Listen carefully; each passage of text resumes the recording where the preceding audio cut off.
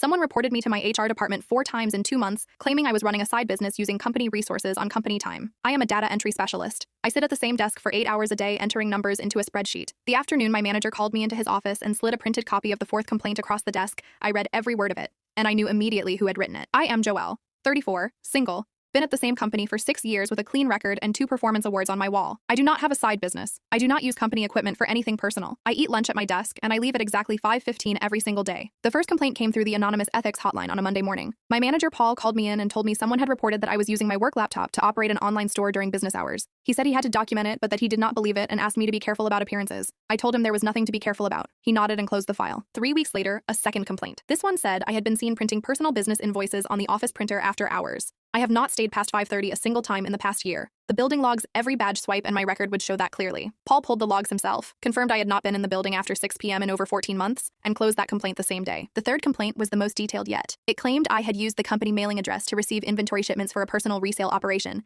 and listed 3 specific dates. On those 3 dates, I had been in back-to-back team meetings that 12 other people attended. Paul was in 2 of them himself. He called me in again, and this time he looked less like a manager, and more like someone who was starting to see a pattern. He told me the complaints were all coming through the same anonymous hotline channel, but that the system had flagged them as originating from inside the building, from someone with internal access, from someone who knew enough about my schedule and my movements to make the report sound credible without ever being verifiable. I had already started keeping my own log by then. Dates, times, the exact wording Paul read to me each time. And when I laid all 4 complaints side by side on my kitchen table that evening, I noticed something that made my stomach go tight. Every single complaint had been filed on a day when I had declined a specific meeting invitation from a woman on my team named Sasha, who sat 2 rows behind me and who had applied for the same senior analyst position I had been quietly shortlisted for 3 months earlier. I went back through my calendar and checked every date. Every single one matched. I pulled up the invitation history and sat there for a long time before I picked up my phone and called HR myself, not to report a feeling or a suspicion, but to submit my log, my calendar, the meeting invitation history, and a written request that they trace the internal origin of all 4 complaints, the same way Paul's manager had suggested was possible. It took them 11 days. Sasha was placed on administrative leave the following Monday, and let go 2 weeks after that for misuse of the company ethics reporting system, which is a terminable offense under the same policy handbook she had used to try and end my career. I got the senior analyst position,